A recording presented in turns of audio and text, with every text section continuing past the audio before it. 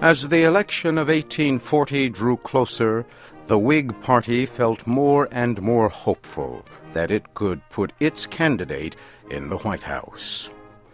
The Whigs believed they could defeat President Martin Van Buren in his attempt to win a second term. Whig leaders turned away from their early choice of Senator Henry Clay of Kentucky as their candidate. There was too much popular opposition to him. Some people opposed Clay because he owned slaves. Others because of his close ties to business interests. They considered him a pro-bank man. Besides, there was a growing feeling among the Whig leaders that they should choose a military hero as their presidential candidate, a general, like Andrew Jackson. This week in our series, Jack Weitzel and Jack Moyles tell the story of the election of 1840. Thurlow Weed, one of the important Whig leaders in the state of New York, remembered how the people had loved Jackson, the hero of the War of 1812.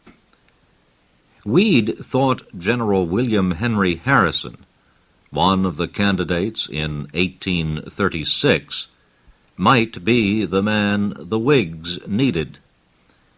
Harrison had led an attack on Indians in the Indiana Territory in 1811. Westerners believed the battle at a place called Tippecanoe was a great victory for Harrison. Weed also thought of General Winfield Scott, who had kept the border with Canada quiet. Scott was a Southerner from Virginia.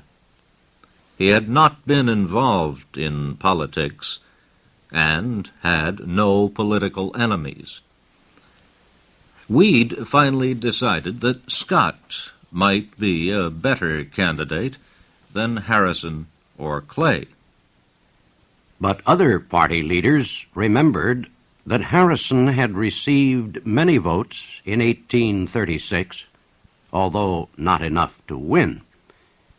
When the Whig convention opened, all three men, Clay, Scott, Harrison, were possible candidates. The convention delegates finally chose General Harrison. For vice president, they decided on another Southerner, John Tyler. Tyler was a strong believer in states' rights. He had worked hard to win the nomination for Senator Clay. One report said he felt so strongly about it that he cried when Clay was not chosen. Southern Whigs agreed to support Harrison only because Tyler was the vice presidential candidate. Clay was not at the convention.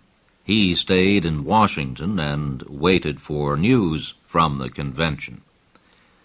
On the final day, as he waited for word, he drank glass after glass of wine.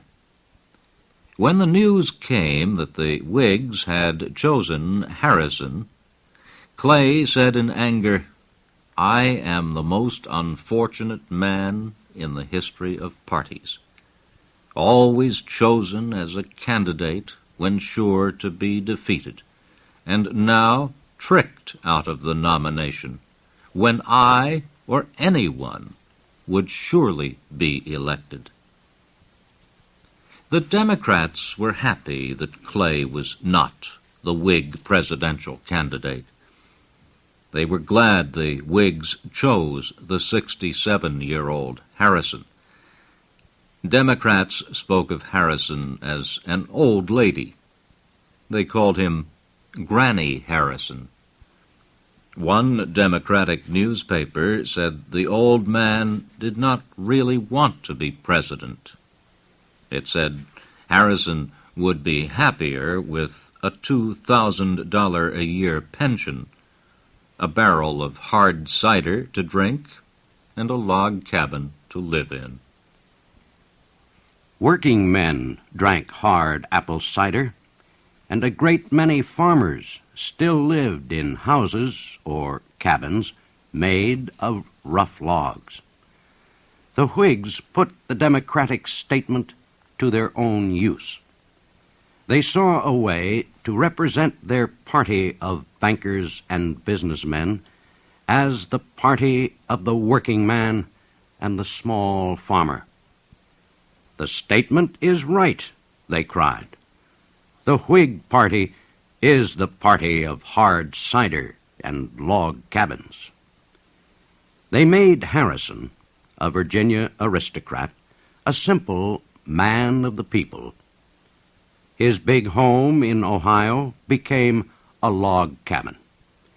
He exchanged his silk hat for the kind worn by farmers. Whig leaders would not let their candidate make many speeches. They would not let him write anything. All his letters were written by his political advisers.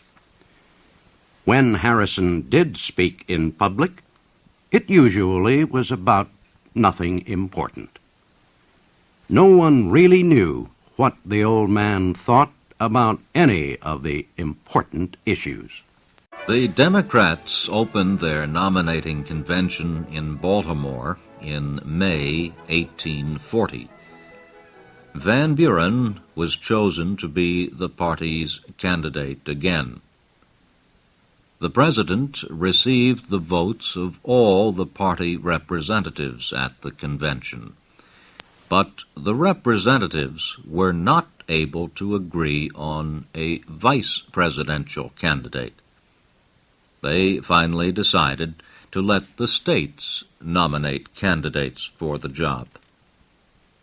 The election campaign was one of the wildest in the nation's history. Both parties did everything possible to show that they were the friend of the common man. The Whigs put up log cabins everywhere and offered free hard cider to everyone. They organized huge outdoor meetings for thousands, with food and drink for all. They held parades and marched with flags, bands, and pictures of William Henry Harrison. Many campaign songs were written. These songs told of Harrison's bravery against the Indians. They told how Harrison loved the hard and simple life of the common man. At the same time, the Whig campaign songs said Van Buren lived like a king in the White House.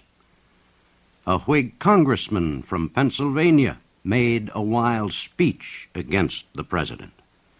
Copies of it were spread throughout the country.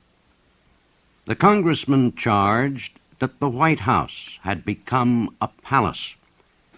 He said Van Buren slept in the same kind of bed as the one used by the French King Louis XV. He said the president ate French food from gold and silver dishes. The carpets in the White House, he said, were so thick that a man could bury his feet in them. The congressman charged that President Van Buren wore silk clothing and even put French perfume on his body to make him smell sweet as a flower. Van Buren and other Democrats called the charges foolish, but no one seemed to hear. The Democrats made charges just as foolish. They claimed that Harrison could not read or write. They said he would not pay people the money he owed them, and they charged that Harrison even sold white men into slavery. Henry Clay said the campaign was a struggle between log cabins and palaces, between hard cider and champagne. The state of Maine held elections in September of 1840. Voters in Maine elected Whig Edward Kent as governor. They gave the state's electoral votes to Harrison, the hero of Tippecanoe. The election results produced a new song for the Whigs. And have you heard the news from Maine, and what old Maine can do? She went hell-bent for Governor Kent, and Tippecanoe and Tyler, too. And Tippecanoe and Tyler, too. One by one, the other states voted. It was clear, early in the election, that General Harrison would win. The election was close in total votes, but Harrison received 234 electoral votes and Van Buren only 60. And so, Harrison became the 9th President of the United States. Whig leaders had made most of Harrison's campaign decisions. Some of them, especially Henry Clay and Daniel Webster, believed they could continue to control him even after Harrison moved into the White House. But Harrison saw what was happening. He made a trip to Kentucky, Clay's home state, late in 1840. Harrison made it clear that he did not want to meet with Clay. He was afraid such a meeting would seem to show that Clay was the real power in the new administration.